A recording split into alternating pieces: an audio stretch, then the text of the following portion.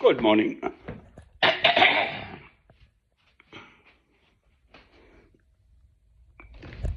Me and my old monks and sisters and Gregorian chant, that was the Magnificat, Mary's song, sung beautifully in Latin, me and my Latin too. So, onwards and upwards, as they say.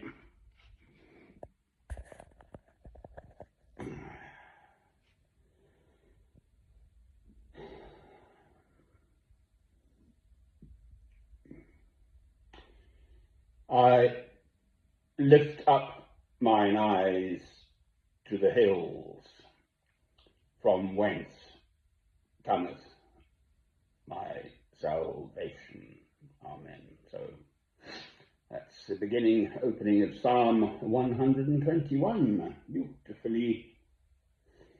And there's sort of two interpretations. So I lift up mine eyes to the hills, from whence cometh my salvation? Is my salvation coming from the hills? Or the other one, the other way round? Anyway, as ever, the songs are beautiful.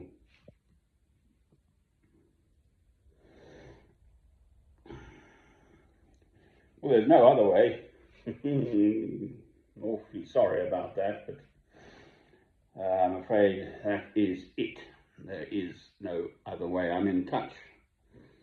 In my past, I'm now approaching 70 and getting a bit long in the tooth for it, but quite a long period in my life, 10 years.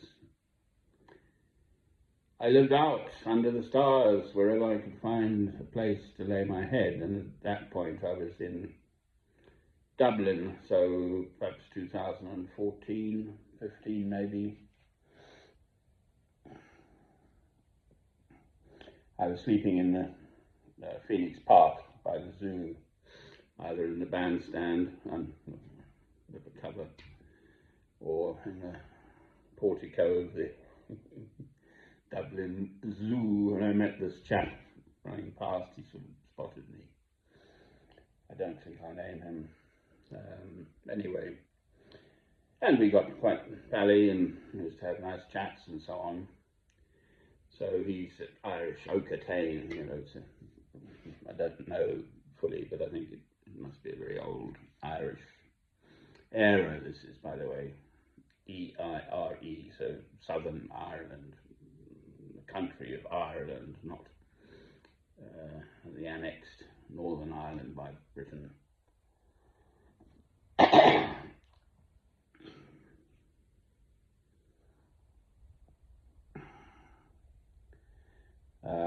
So almost certainly his background would have been Roman Catholic. But he was trending off to Buddhism. Well, sorry chap, it's a dead end. Christ is absolutely, unequivocally clear on this matter. The Gospel of John, chapter 14, verse 6. I am the way, the truth, and the life. No one shall come to the Father but through me. Amen. So there's only one path to God, and that is through Christ's teaching, his miracles, his life. Amen.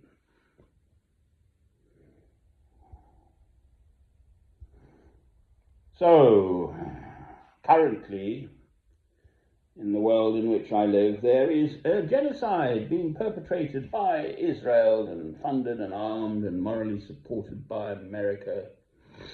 There's the First Minister of Russia, whose name I will say, Putin, who's been promulgating his war, which curiously I can actually almost see a justification. He's trying to reinstate the borders of Russia as they used to be, which is nothing new. I mean, that's exactly, well, the British colonised the whole world, wasn't it? The sun not setting on whatever it was at one point. The sun never set, in fact, that's what they say, isn't it? On the British Empire, well, that was absolute colonialism by Britain, by England, on the whole world. Turn up just a few stout, well, some commanding officer and a few stout soldiers and take over. Rape the population financially, probably, and literally as well, I'd imagine. And on it went. So, they say England, Britain reinvented the concentration camp in South Africa with the Boer Wars, 1902, 3, 4, that sort of period. In South Africa,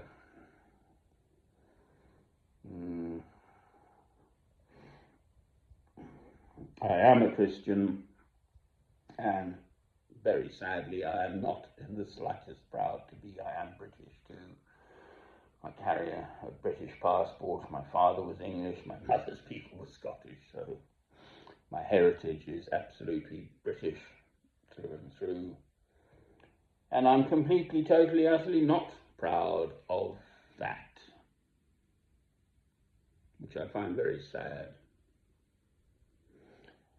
Howsoever, as a Christian, I lift up mine eyes to the hills.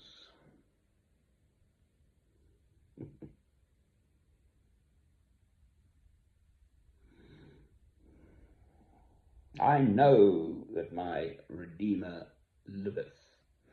Yes, the world's in a mess, and I feel, quite frankly, given the current state of affairs, that actually we're heading for much worse. If you throw away the rule book of civilized humanitarian behavior, which is what it's the Universal Declaration of Human Rights by the United Nations in, I think, around just after the Second World War. I think it took a few years, but just after the Second World War. So, no, it shall never happen again. Well, they actually said that of the First World War, the war to end all wars, etc., etc. So, what's going on now is the rule book is just out of the window. The current Israeli government, Netanyahu, clinging on by his fingernails. God's chosen people, the Israelites, the Jews, the Hebrews, behaving badly. I couldn't care less what their historical claims to the land are. They are only to return to the Holy Land. This is God's chosen people, the Israelites, the Jews, the Hebrews, at the second coming of Christ. That is what is happening now, is they're utterly jumping the gun, and have been historically since the current Zionism movement started back in the early 1900s. That is what is going on, and you can't tell God what to do. It's just absurd. Even Christ himself did not know when the second coming would be. Only God knows this. So the idea that mere human beings can rock up and say, well, God said it's our land. 3,000 years ago, even before that. Abraham was 2,000 years before Christ, so that's 4,000 years ago. When did they go to the promised land, Canaan? 1,500 years before Christ. God's chosen people.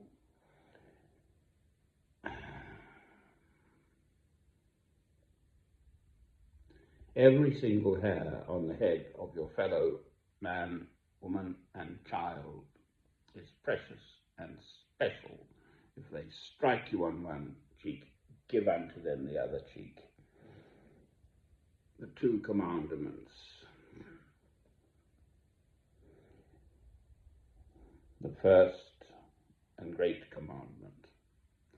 Thou shalt love the Lord thy God with all thy heart and all thy soul and all thy mind and all thy strength.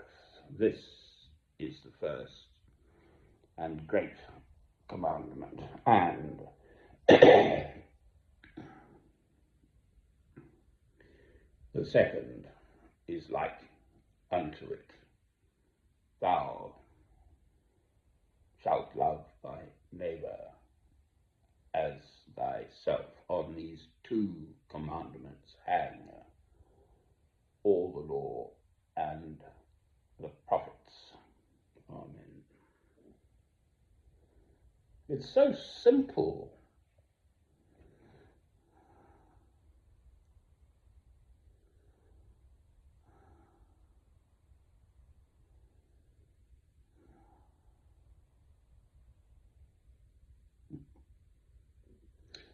So,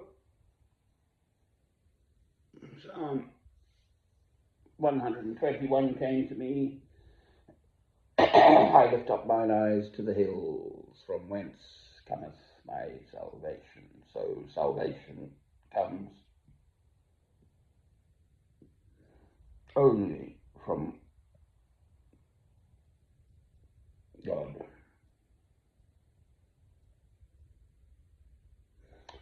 Amen.